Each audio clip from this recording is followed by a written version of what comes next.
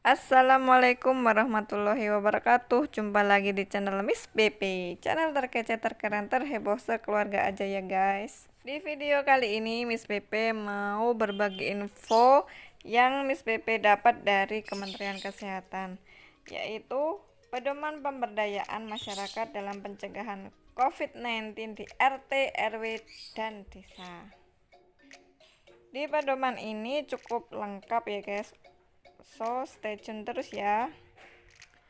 Oke, ini adalah poin-poin penting yang dibahas di dalam buku ini. Tujuan dari buku ini adalah sebagai panduan bagi pelaksana pemberdayaan untuk pencegahan COVID-19. Tahapan pertama adalah pendataan warga, dan warga harus mengisi formulir sedetail mungkin dan sejujur-jujurnya. Pedoman di buku ini sangat lengkap, dari pelaksanaan kegiatan, keberlangsungan kegiatan, kemudian pembagian tugas dalam pencegahan COVID-19 dari ketua RW sampai kepala desa, juga tokoh-tokoh agama serta tokoh masyarakat. Warga diminta untuk tetap social distancing atau jaga jarak sekitar 1-2 meter, kemudian menghindari transportasi umum dan tetap stay at home.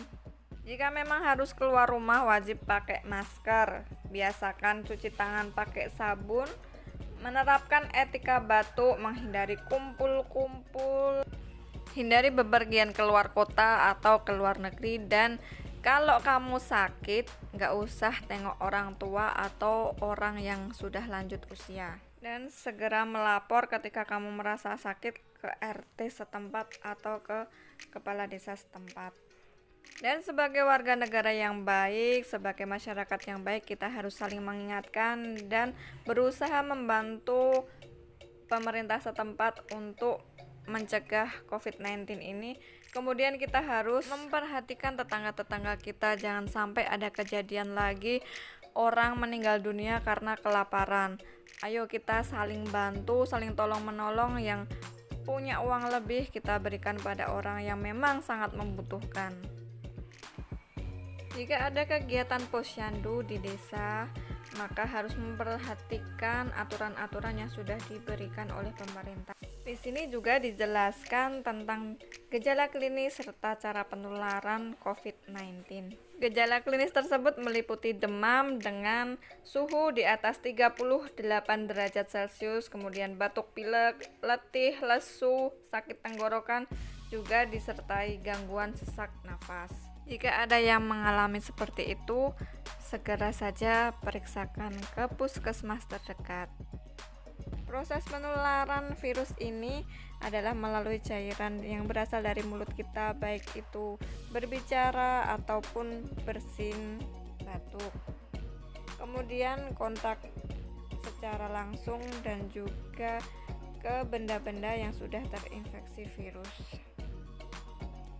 Untuk mencegah dari penyakit yang disebabkan virus corona ini, kita harus melakukan PHBS atau perilaku hidup bersih dan sehat.